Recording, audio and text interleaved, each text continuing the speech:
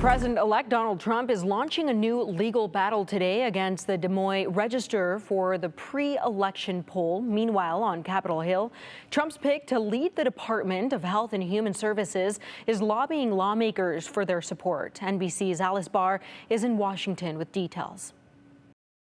In a lawsuit mixed with a message, President-elect Trump today suing Iowa pollster Ann Seltzer and the Des Moines Register newspaper over a pre-election poll that showed Vice President Kamala Harris ahead by 3 points in Iowa.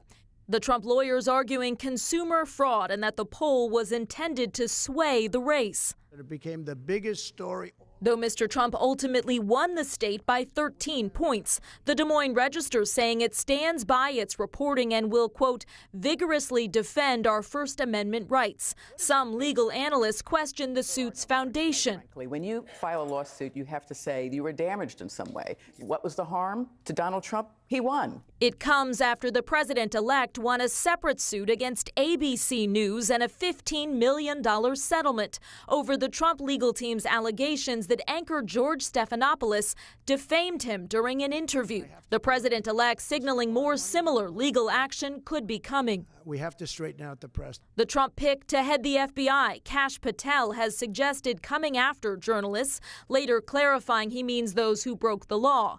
Another controversial Trump pick, Robert F. Kennedy Jr., ramping up his rounds on Capitol Hill in his bid to lead the Department of Health and Human Services, addressing concerns about his views on everything from vaccines to abortion, voiced by even some Republican senators. I don't know what's in his heart and what he really believes, because he said so much stuff, some of which sounds like he's from outer space. With pressure on the press and his own party, President-elect Trump testing the strength of his post-election support. In Washington, Alice Barr, NBC News. President-elect Trump is facing one legal setback. The New York judge who presided over the hush money trial denied his bid to toss out his guilty verdict. This comes after his lawyers argued that verdict should be vacated in light of the Supreme Court's ruling expanding the scope of presidential immunity. The judge has not yet set a sentencing date.